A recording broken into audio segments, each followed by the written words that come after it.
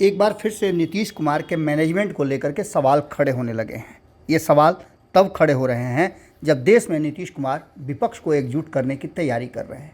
नीतीश कुमार की पार्टी के भीतर जो कुछ भी चल रहा है उसकी भी चर्चाएं खूब हो रही हैं, तो वहीं भारतीय जनता पार्टी लगातार नीतीश कुमार को झटका पर झटका दे रही है, इसकी भी चर्चा खूब हो रही है।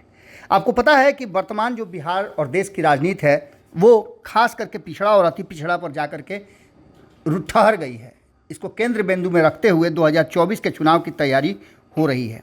जैसा कि आप सभी जानते हैं कि ओबीसी 27% है और 27% में जो बिहार की वर्तमान स्थिति है उसमें 14% के आसपास सिर्फ यादवों का उसमें अपना हिस्सा है। तो निश्चित रूप से बाकी के 13% लोग जो कि ओबीसी में शामिल है वो अपने अधिकार के लिए लड़ाई लड़ेंगे और ये लड़ाई चल भी रही है। इसमें दूसरा जो सबसे मजबूत वर्ग है वो है कुशवाहा समाज।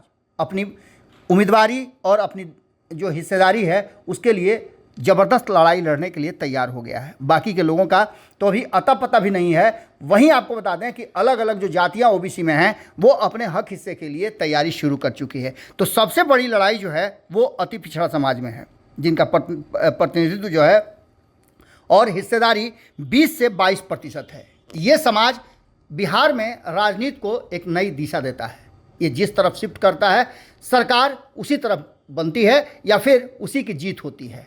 ये देखा गया है लगातार कई चुनावों में। और ओबीसी का वोट जो है वो और ईबीसी का जो वोट बैंक है वो दोनों अगर यादवों को छोड़ दिया जाए एक तरफ आ जाता है तो उस दल और उस गठबंधन का वारा न्यारा हो जाता है। ऐसा ही कुछ देखने को मिल रहा है। और जैसे ही आरसीपी सिंह ने दिल्ली में भारतीय जनता पार्टी का दामन पकड़ा वैसे ही अब चर्चाएं शुरू हो गई हैं। विद्यापति चंद्रवंशी जिनकी चर्चा हम लगातार कर रहे हैं क्योंकि बिहार की राजनीति में अति पिछड़ा समाज का एक बड़ा वोट बैंक चंद्रवंशी समाज के पास है।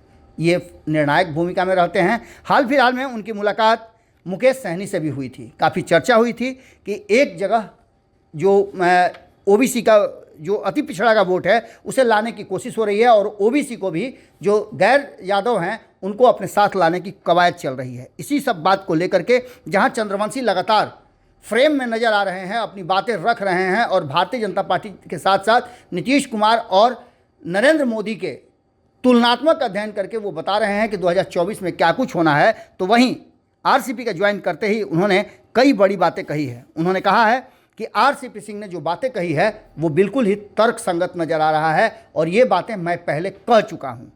जब मैं यात्रा में निकला था और लोगों के लिए काम करने की बात कर रहा था, निदान यात्रा कर रहा था, उस बीच में मैंने भी कहा था कि 2005 से लेकर 2010 के नीतीश कुमार के शासन को बेहतर शासन कहा जा सकता है और उस समय नीतीश कुमार एक हीरो के रूप में सामने आए थे। जंगल राज से उन्होंने बिहार को और बिहार की जनता को आज़ादी दिलाई थी। लेकिन वही नीतीश कुमार एक बार फिर से जंगल राज के हाथों में बिहार सौंप चुके हैं। इसके साथ साथ उन्होंने कहा कि नीतीश कुमार के पास शायद आंकड़ों की और उनके मंत्रणा करने वाले लोगों में भारी कमी है। वो ये है कि भारत की इकोनॉमी विश्व में 5वें नंबर पर है, तो ये देश पिछड़ा हुआ कैसे माना जाएगा, कैसे इकोनॉमी फेल मानी जाएगी। इतना ही नहीं, उन्होंने तो सीधे कहा है कि नीतीश कुमार का मॉडल जब बिहार को सबसे पिछड़ी राज्यों में ला सकता है तो केंद्र में यदि जो कि होना नहीं है वो अगर सत्ता में आ जाते हैं तो देश सबसे पिछले पायदान पर खड़ा नजर आएगा और फिसड्डी देशों में शामिल हो जाएगा। ऐसी स्थिति में देश की जनता को ये पता है कि नीतीश कुमार को क्या करना है और नीतीश कुमार के इस यात्रा का कोई मकसद और मतलब नहीं है। नीतीश कुमार के हाथ में और नीतीश कुमार के ताकत में वो नहीं है कि वो देश का नेतृत्व कर सकें। इसके साथ साथ विद्यापति चंद्रवंशी ने और भी बहुत सारी बातें कही है। उन्होंने आज जो कई लोगों ने जदयू के जो सदस्य रहे हैं, जदयू से भले ही बाहर हो गए हैं लेकिन उनका एक जनाधार रहा है, वो भारतीय जनता पार्टी ज्वाइन किए उसके बाद से बहुत कुछ बातें विद्यापति चंद्रवंशी ने कही और उनकी बातों में काफ़ी दम भी नज़र आता है। सुनिए आप भी क्या कुछ कहा है विद्यापति चंद्रवंशी ने।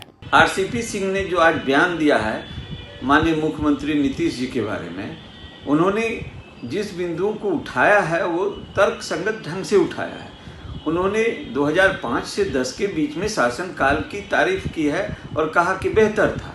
फिर उन्होंने जो जंगल राज, जिस जंगल राज से बिहार को उन्होंने बाहर निकाला और फिर उस जंगल राज में ढकेल दिया, ये बात भी सत्य है। फिर उन्होंने कहा कि आज भारत का इकोनॉमी 5वें स्थान पर है, तो भारत कैसे पीछे है, यह भी एक प्रमाण के साथ उन्होंने कहा। फिर कहीं न कहीं उन्होंने यह भी कह दिया कि बिहार आज जिस मॉडल को लेके माननीय मुख्यमंत्री जी जा रहे हैं, उस मॉडल को लेकर के बिहार तो आज सबसे पिछले स्थान पर है।